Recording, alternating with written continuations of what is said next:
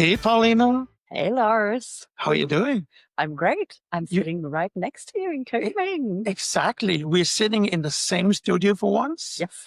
In my home, and you are getting so surprised that room actually is compared to how it looks on camera. On camera, yeah, it looks gigantic on camera, and it's actually really cozy. I like it. Busted. Good setup. So what's been going on for last week? Oh, I wanted to tell you, I had the weirdest situation last Thursday, because we had a complete power outage for 3 hours, and I mean, I lived in Syria. And Mhm. there it was normal. There was everyday life that you wouldn't have any power for an hour or so Mhm. every day. But I was really surprised that in Germany in this day and age, you can have such a power outage. And there's 10,000 households. And for 3 hours, there were no traffic lights, no lights at all, no water, because the water needs power to run it up the pipes, right?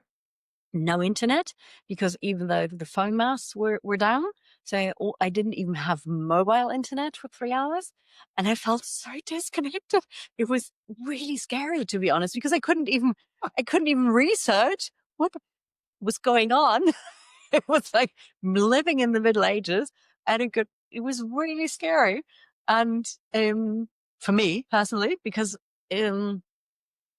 and also super annoying, because I had 3 customer calls and I had no way of reaching them to let them know that that the meeting couldn't take place. Right? I couldn't call them. Couldn't email them? I couldn't email them.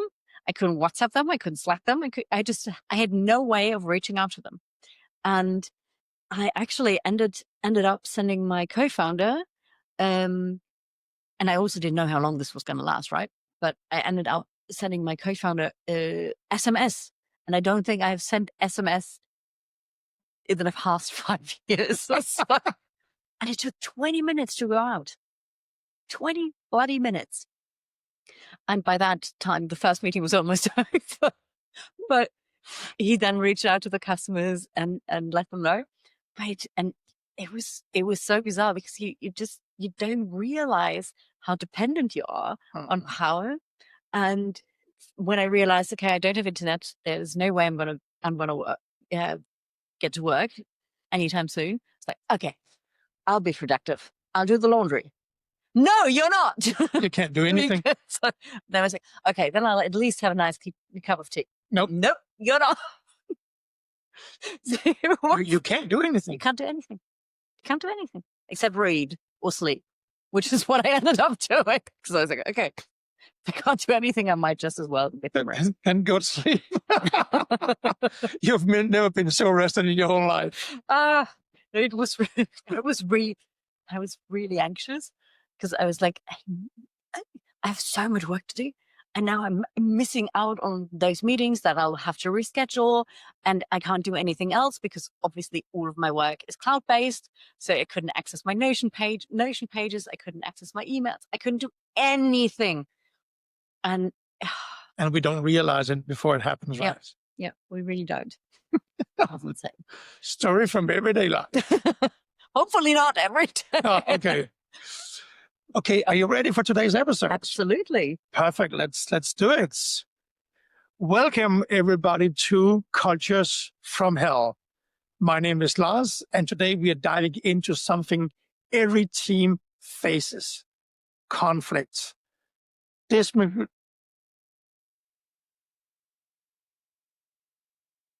let's do this. Welcome to Cultures from Hell. My name is Lars, and today we are diving into something every team faces: conflict. Disagreements. God. Welcome to Cultures from Hell. My name is Lars, and today we are diving into something every team faces: conflict.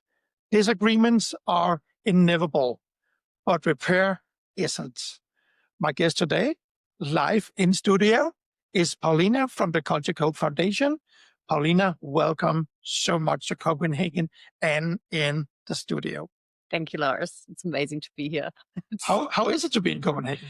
I mean, it's one of my favorite cities, so I love to be here, and I'm Mm-hmm. super lucky because it's amazing weather out there. Mm-hmm. So which is not always the case, to be honest. This is the Nordics. Yes, and it's autumn in the Nordics, but I've been really lucky for 4 days. I've seen only sun. Even though it is really windy. Yeah. I would admit it's really windy these days. Yeah, it is, but I don't mind the wind. No, me neither. As long as it's not rainy, which I've seen a lot of in Copenhagen. So, Paulina, let's start by setting the stage for this episode here.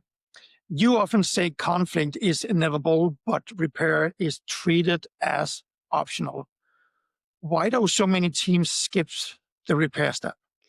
Because repairing requires processing uncomfortable emotions and uncomfortable conversations. Mm-hmm. And that is just something that most people tend to avoid. I don't think we only see this in companies. I think we also see this in all sorts of relationships, that people try to avoid having the hard conversations. And especially in the work life, we tend to celebrate performance rather than vulnerability. And so when conflict happens, teams usually have this silent hope that over time it will just disappear. Mm-hmm. And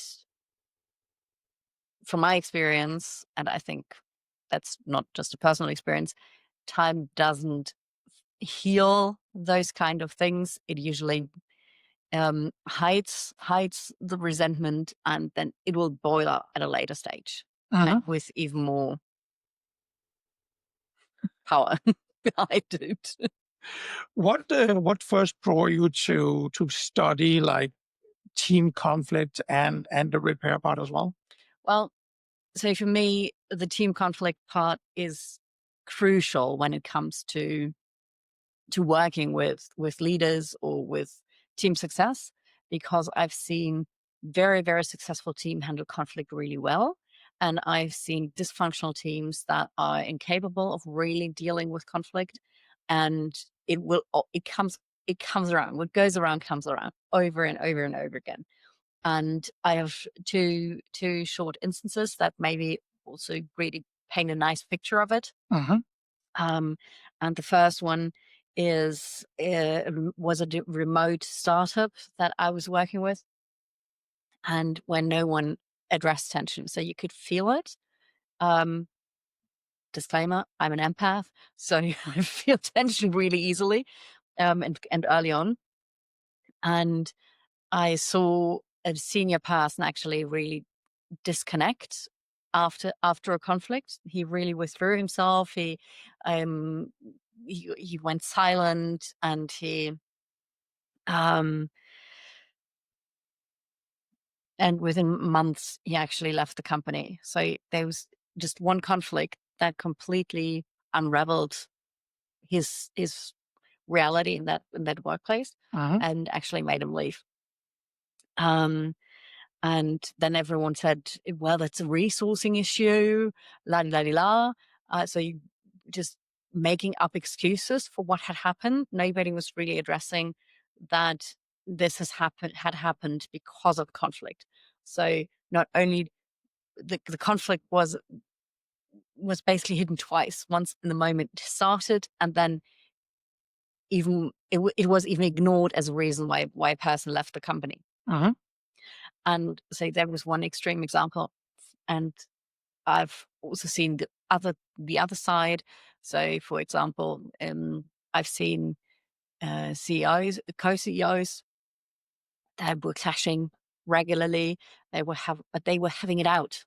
They were discussing it, and they were upfront about them being very opinionated, having very strong opinions. They were upfront about being set in their ways, but they would always do check-in every Friday, where they would ask each other, what worked between us this week, what didn't work, what can we do differently next week, and then they actually try to implement that. And so they surface the tension, they actually use it, right? I mean, I've said this before, tension isn't a bad thing. Conflict isn't a bad thing. It's the way you handle the conflict and the way you repair if somebody gets hurt. And it starts obviously with, ideally, you don't have a conflict that's on a personal level, but you have conflict that's on a topic level. Then then it doesn't need repair because nobody gets hurt. But if people get hurt, then you do need the repair. From my perspective, repair isn't optional if feelings got hurt or if anything got personal. And I've mentioned my wonderful girlfriend a couple of times here on the show, and I just want to do it again because when we have a conflict and we have this thing about, I know this kind of a thing for a lot of people saying that we don't go to bed being angry with each other, and we have the same thing. And I think that the wonderful part about our relationship is that we actually talk about it. So every time we have a conflict, we talk about it.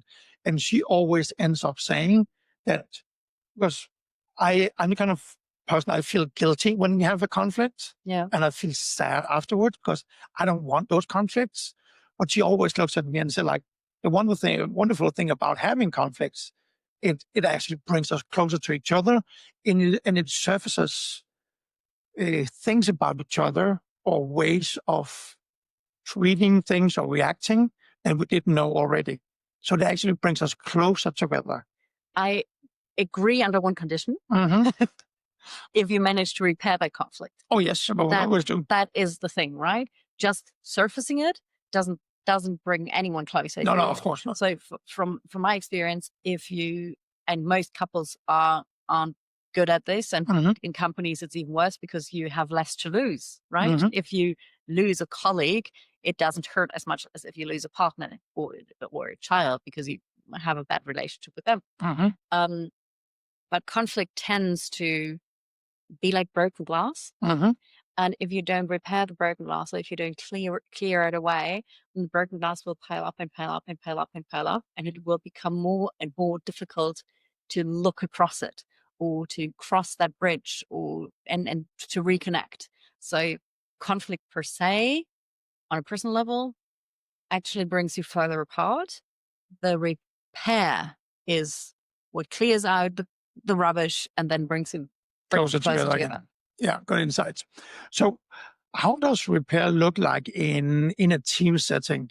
And we are not just talking about saying, hey, I'm sorry. No, no, exactly. So repair is about intentionally restoring the relational integrity. So it's exactly not about offering a polite apology, especially if you don't really mean it. If it's like this obligatory, oh, I'm sorry, I fucked it up. I swore again. No, I did it again. This is your own podcast. You can do whatever you want. Very bad for the algorithm, though. So a true apology or a true repair, it definitely involves acknowledging the impact. So even if my intent was good, I can acknowledge that what I did or said had a different outcome or landed differently than I expected it or intended it to do. I need to give space for feedback.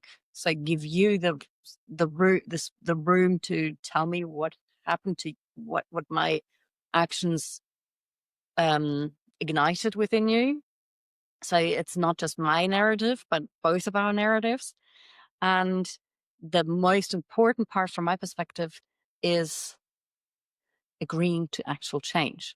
So not just saying, I'm sorry, but to say, okay, this is, I know that what I said hurt you in that and that way. And because you are important to me, and because it's important to me that our relationship works right, as friends, as colleagues, as partners, I I'm going to work on my behavior, and this will show up in this or that way. Mm-hmm. So being as concrete as possible, obviously, which isn't always possible, but it is just making sure that you have a behavior shift Mm-hmm. that you actually follow through on, obviously. So what I often say is repair is when the actual behavior changes, not just when the tension ends. Uh-huh. And can you give an example where, let's say, a small thing or a small ritual can completely change the atmosphere? Yeah. Let me think quickly. So I have seen a team in a startup, a development team, botching a launch. Mm-hmm. I think we both know that happens. It's Happens just quite a lot. happens quite a lot, which has to do with the fact that it's really, really difficult to predict what kind of issues you're going to run into when shipping a product, right? Mm-hmm. So, and in this case, emotions ran really high. There was a lot of pressure on the team. It was a crucial business topic, and there had been layoffs before, so there was a lot of anxiety around not making things on time, getting things ready on time, and then the launch failed or was botched, and then people got really anxious, and so. And what happens if people get really anxious in such a pressure environment? Blame starts to hit the fan, right? So everyone's finger pointing and it's your mistake, all of that. And then one engineering manager actually completely turned it around by asking the simple question: "What? Let me just do this right. What am I protecting?" Mm-hmm. And then the conversation turned around. Every person had got like 2 minutes to explain what fear or value they were trying to protect or trying to avoid during the conflict, not pre-launch, but in this conflict. So he shifted the perspective from the launch to the conflict itself, which was crucial, and gave everyone space to share their perspective, but turn it back on themselves. So take away the blame moment for others, but really reflect on your own behavior. And that also turned into a moment where people could connect over things because they realized most of them were protecting the same or similar things. So they wanted to protect the quality, or they wanted to protect the speed, or they wanted to avoid uh, conflict with the customer later on. So, and they found moments where they could connect again, Mm-hmm. and they took away the blame function, and that was really, really crucial. And how does let's say, language, like specific phrases or scripts, play into making repair possible? I believe that language is always crucial in whatever instance, but especially when it comes to conflict, because it can completely make a conflict spiral out of control, or it can build bridges. Mm-hmm. And especially it can build a bridge out of shame, or out of the shame or guilt instance into the repair, into the reconnection. So it can be a beautiful thing, but that needs, for most people, because who learns how to argue? Who Mm-hmm. learns how to do conflict? Who learns without getting personal? It's a crucial skill, but nobody really teaches you that. So we like to help teams find that kind of language that builds those bridges. And you can use questions, for example, like, I've realized I didn't show up how I wanted to. Can I try again? So that is one of those bridges, right? Acknowledging my impact, just as I said before, right? That this is important. And then, can I do this? Can I have a redo? That's one way. Second way, similar instance. what I meant isn't what landed with you. I'd like to hear your side, your perspective. Again, opening up this room, this space for the other narrative. And the third way that you can do it is I want to understand what impact I had or what my part in this conflict was. I'm open to hearing your side. So very similar things, acknowledging it, and then opening up the discussion or the narrative for the other side. And these open doors, and without approaches like this, people will stay locked in resentment or in silence. And obviously, it's not just this single sentence. It is also really crucial how you react to what is then the other perspective. Yeah. If you then say, okay, no, this is complete BS, what you're saying, then you're back in conflict mode, right? So obviously you need to follow through on, and I always say, be really curious about what's going on in the other person's mind and try to move into their seat, because that is so important if you want to actually repair anything. Yeah. And if let's pretend I'm a manager. Mhm. I'm managing a group of people, and I want to introduce let's call it repair rituals. Mhm. What would be a good first step here? Well, I am a huge fan of the leading with appreciative inquiry, which is a full methodology, and I'm not going to teach you now, but it actually comes very, very helpful in those instances. So right after tense meeting, obviously, again, this requires you as a manager to be very reflective and to be very empathetic, to really sense that there is a conflict going on, and a conflict that's on a personal level. And then you can stop the meeting right then and there. I would definitely advise it if something like this comes up. Stop the original meeting and go into, okay, what's off here? What's happening? Why are we moving in a direction that we don't want to move into? And what strengths can we lean on to do it differently next time? Again, if you go, so you acknowledge that there's something going on, you assess what's been going on, and then you turn it around into, okay, how can we do it differently next time? How can we move away from this? How can we move past it? That's the repair function. And that question reframes a conflict as a learning portal, and shifts again away from the blame game. And the most important thing here is that this question also works in teams that have low trust, because it focuses on strengths and not faults. Yeah, I think we're going to, let's dive into this a little bit later. Yeah. But I would also definitely say, as a manager, don't make repairs optional.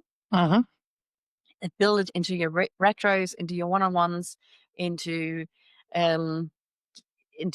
every team meeting, or at least leave space for doing that, because those systems then create culture. I've spoken about the after action reviews a couple of times already. That can be a great way of bringing this into your structure, into your everyday encounter structure, because again, conflict per se is a good thing. It is important in order to hear every perspective. It is important to develop constructive, innovative, creative solutions. It is crucial to bringing teams forward, as long as you do it well. Let's say I'm part of a team. Yeah. We are having a meeting and it completely blew up. Like completely. What are 3 practical scripts that we can start using the next day after like this meeting completely blew off? Well, if a meeting completely derails, I think it's important to have a little break, not necessarily do the repair. That's where I said next day. Yeah, it's very good. and then really ask if we could redo yesterday, what would we do differently than from what we did yesterday? Yeah. And then in the discussion, no, okay, you ask when you're an employee, Uh-huh. the manager in that discussion then should really focus on making sure that people don't say, well, you need to do this differently and you need to be better in that, but that they stay with themselves in the Yeah. self-reflective mode, right? The second thing that I would definitely recommend is, and that is something that even as an employee, you don't necessarily need to do this in the whole team, but you can also do it one-on-one, right? Say you and I had a conflict with each other, then either one of us could approach the other one um, with the question, what do we need to surface here? What's going on underneath that Uh-huh. we need to bring out in the open? And you can use the question, is there anything unspoken you and I need to clear to move forward together? Uh-huh. Um, and the third thing that can be done is one word check in. That, in my perspective, requires quite a high level of trust. Uh-huh. Um, but it could be, hey, Lars cat just jumped on his lap. Yes, it is. But it could be a question like, how are you feeling about how we left things yesterday? Yeah. And to just answer that in one word. And that obviously is not the full conversation. I want to be clear about this as well, but it can be a good starting point Uh-huh. because it opens up. Um, it's a very vulnerable situation, obviously. Um, but if I really understand where you're at, Uh-huh. then I might be more willing to really listen to you. Yeah. And tapping into your experience from the Cultural Foundation, you've been talking to like multiple companies. Do you notice kind of a cultural difference on how teams handle handle stuff like this? Yeah. So obviously there are also national cultural differences. Yeah. But what I see more of is a difference in what I call trust maturity. So if you have a team that has been working together either for a very long time or on a very high level of trust, because the manager is really good in creating a very trusting, psychologically safe environment, then you usually don't see hurtful conflicts to begin with Uh-huh. because the conflicts are done on a topic level, not a personal level. Uh-huh. And um, even if they turn personal, then people trust each other enough and they trust their manager enough to surface that and to really bring it out in the open and do the repair. Usually, even very much unguided. They can. I've seen teams that can just where single people just approach each other and say, okay, I F that up. I'm sorry about it. What do you need from me to repair this? Yeah. Right. So I've seen those instances. And that are always moments when I'm like, it's amazing. That's amazing that people manage to do this. Um, and in teams with low trust or low psychological safety, which are very closely interrelated, obviously, then you just you really need different scaffolding to ensure that this repair is happening. Yeah. Because otherwise you bring yourself into a loop that is going to enforce that low trust and low psychological safety. Yeah. And is there again tapping into all your experience and so on? You probably heard it all. So is there a myth about conflict resolution that you want to debunk here on the show? I don't know if it's a myth anymore, but it's still something that's very much lived. That silence will heal the wound, or that silence will heal the conflict at some point. I've heard so many teams or individuals say, "Well, I've moved on. doesn't matter anymore. But just by the tone, you already can tell that they did not move on at all. They just basically moved around it. So Yeah. we just avoid certain topics altogether because it's gonna end in conflict. And I've seen this on myself in a personal area. So there are certain people in my life where I know when I go down that road, if we start discussing that topic, it's gonna blow up. So I'm guilty of that. I'm guilty of, from time to time, avoiding certain topics because I just don't want to get into it. But yeah, unprocessed conflict will always live in the body of a team. I'm convinced of it. Not just the team, by the way. Also, all of that is also true in personal life. But in teams, then it can show up as tension and Slack threads, so like passive aggressive messaging, comments, weird meetings, unclear roles. All of that can be signs of unprocessed tension and conflict. And what's the biggest mistake leaders do when they want to try to, let's do this in quotation marks, force repair in a team? From my perspective, that they mistake repair for closure.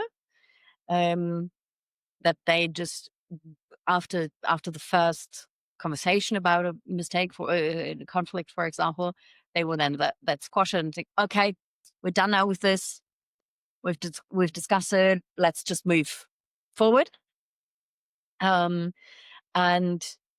that is not actual repair because you don't see the behavior change. So you need to reinforce or at least follow through on, does the behavior actually change or does it happen again? Right.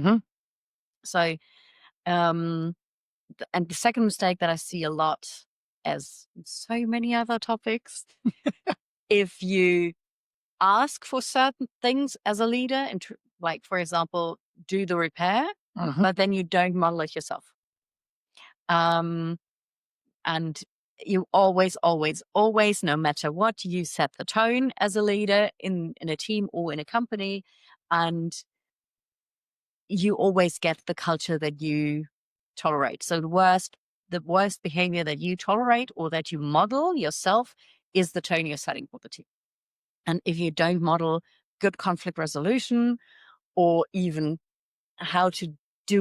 ideally how to do conflict in a constructive, productive, positive way without going into any personal harm, then that is what's going to replay in your team over and over and over again.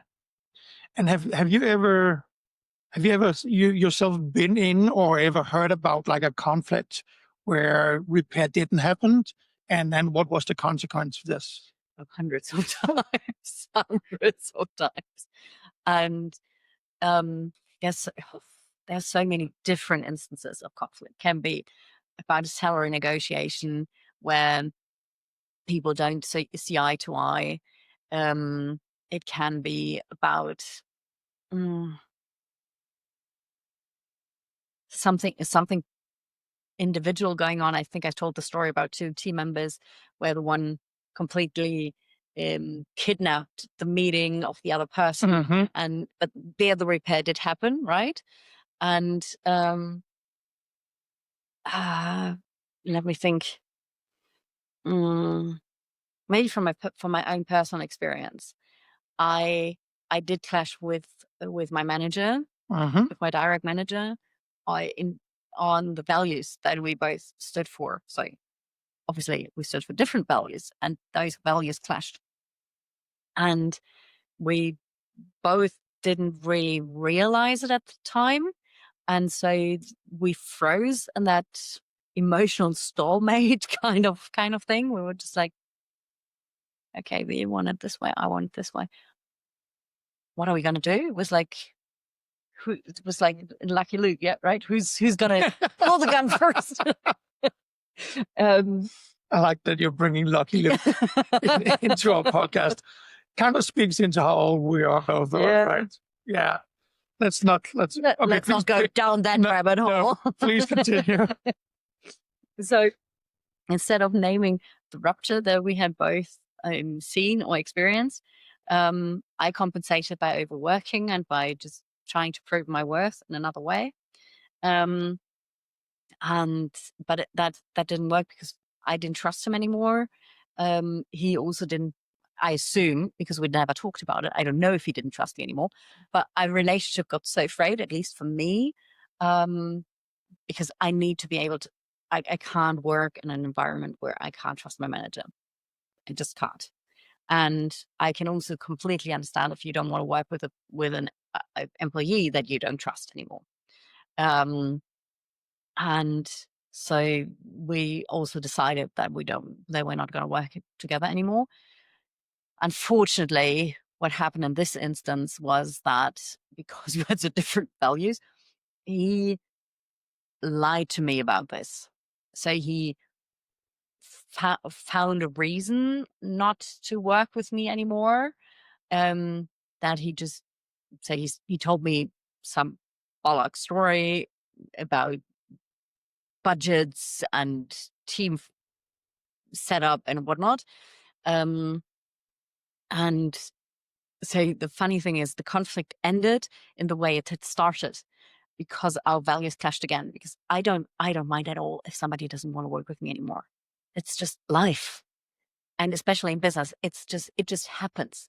And if you don't trust each other, or if you just don't have completely different ways of working, that's fine. But just tell me. Just look me in the eye and say, Paulina, we both know this is not working. Can we find a way to figure this out? Or can we find a way to separate in a good way? Mm-hmm. And instead he lied to my face, and that really annoyed me. Because again went against my values. But yeah, so that's probably that's the story from my own personal experience. And if someone, let's say someone is listening out there and they kind of feels like burned out from repeated over and over and over conflicts, how can rituals stop the cynicism? I think that might be an unpopular opinion that I'm sharing, but if I continuously am part of conflicts, could be a really good point to ask yourself, what is my part in creating those conflicts all around me? Mm-hmm. How do I contribute to that? And what can I do differently to change this pattern? Because if it keeps erupting around you, there is a high likelihood that you're the common thread. Sorry to say. I know that people can't see this if they're listening, but I have this thing that I always remember, that if one finger is pointing towards others, you have three fingers pointing towards yourself, right? Yeah, exactly. So you know me by now. I'm a huge advocate for self-reflection and taking accountability for your part in any situation that you find yourself in. Mm-hmm. And you can, therefore, one ritual should definitely be this kind of self-reflection. You can do this once a week. What showed up this week that really messed with me, or where I was in a conflict, that I couldn't repair, or that I didn't want to repair, and why was that? So that is the self-reflection is ritual number one. Mm-hmm. And another ritual that you can try to start for yourself is not just reflect on your own part, but also to see, okay, what is one thing that I really appreciated this week? Mm-hmm. Because that can shift your focus from all the negativity to the good things that have showed up in your work week as well, right? And then secondly, look at one regret. What is one thing that I did Mm-hmm. that I shouldn't have done? And believe me, all of us have at least one regret per week. Doesn't have to be an interpersonal. At least one. Doesn't have to be an interpersonal one, but could also be like, I regret that I didn't get this task done on time, or that I wasn't as focused as I wanted to be, or that I didn't bring as much energy as I wanted to. Could be any of those. And the third thing that I would always look at, what is one boundary I want to set for next week? Because boundaries are also a super important part of good conflict. And this doesn't take long, right? The first part, the active self-reflection of what could be my part in conflict, that is not necessarily something that you need to do every week, and that is definitely something that's going to be a repetitive thing, and that's going to take more time. But those 3 questions: appreciation, regret, boundary, that doesn't take longer than 5 minutes. So it's really an easy, quick thing that it can incorporate into your work week, and it can shift first your own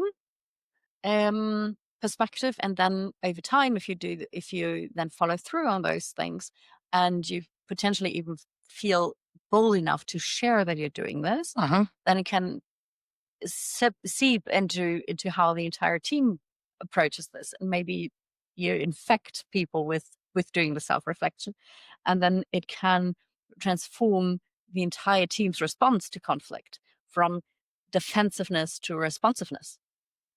And especially if you're a leader, you can really model this, and then you can stop like any of the silent poison trickling into your team. And if we want to leave our listeners with, let's say, one thing to remember about repair rituals, what would that be? I would say don't wait for perfection. Rather try out different things, do them frequently, do them often, and try to figure out what works in your setting.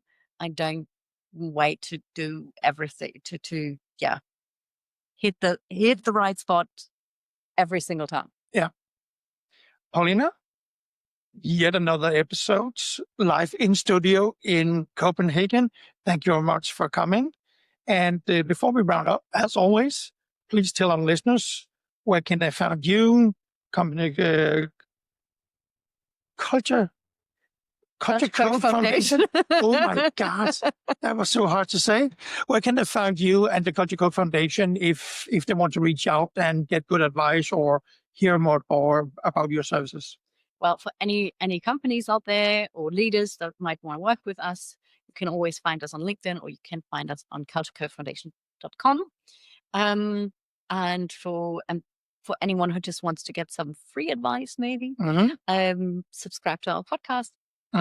And obviously, Lars and I, we both love to hear your personal stories.